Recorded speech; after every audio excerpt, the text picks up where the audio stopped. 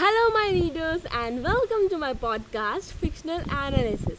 I am your host, Kajal, and after reading contemporary romance for the last 2 weeks straight and still doing it, I have found time to read a mafia romance novel because not reading that just won't do it for me. I love mafia romance too much for that. The book is named Saved by a God by Michael Heard.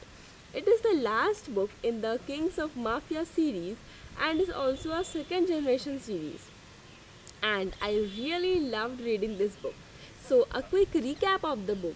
It features Enzo Falco and Rosalind La Rosa, but she is called Rosie, so that's what we are gonna call her.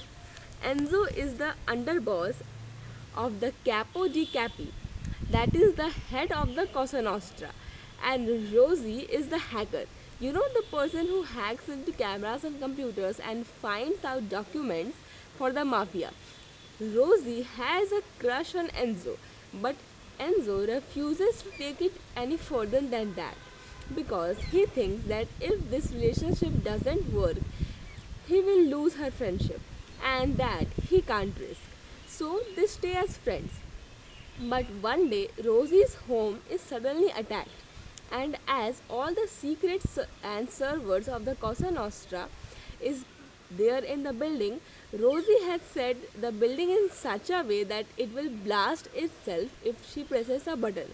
And as she sees no other way and the enemy is closing in, she pushes the button, telling Enzo a final I love you as she was in call with him. Just as Enzo reaches the building, it blasts. Everyone thinks that Rosie is dead, but she was pulled out before the blast could happen by the Russians and was taken to Russia. The Bratva forced her to hack into other systems and gain evidence against them. But someone on the inside has some other motives, and he helps to rescue Rosie in exchange for something. And when Rosie is rescued, everything seems okay. But suddenly, a secret is exposed that might threaten Rosie and Enzo's relationship. Read to find out what it is. First and foremost, I liked the character of Enzo, how much he supported Rosie, how he was with her every time when she wanted him, how he literally searched for her with his bare hands in a burning building, scarring his hands in the result, and the time when Rosie said, I love you to him and pressed the button. God, it was so intense and emotional too. Then I also liked how strong Rosie was. Despite what happened with her, she didn't spiral. It was a good story.